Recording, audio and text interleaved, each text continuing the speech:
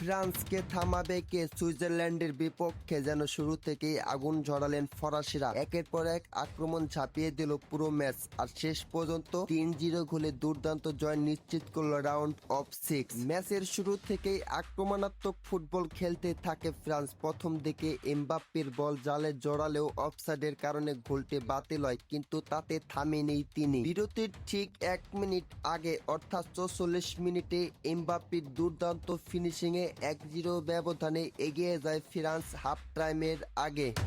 দ্বিতীয় অর্ধায় শুরু হতে আরো ভয়ঙ্কর হয়ে ওঠে ফরাসিরা। 53 মিনিটে বারকালোর গোল করে ব্যবধান বাড়িয়ে করেন 2-0। 73 মিনিটে আবারও নিজের জাদু দেখান এমবাপ্পে, দুর্দান্ত এক গোল করে নিজের জোড়া গোল পূর্ণ করলেন এবং দলের জন্য 3-0 গোলে স্কোর নিয়ে গেলেন। শেষ পর্যন্ত সুইজারল্যান্ড আর কোনো গোলের দেখা পায়নি। এমবাপ্পের জোড়া গোল, বারকালোর দুর্দান্ত পারফরমেন্স এবং ফ্রান্সের দাপটে ফুটবলের রাউন্ড অফ 6-এ উঠে গেল। ফরাসিরা এই পারফরমেন্স দেখে একটা প্রশ্ন, এবার কি শিরোপার দিকে ছুটতে যাচ্ছে ফ্রান্স?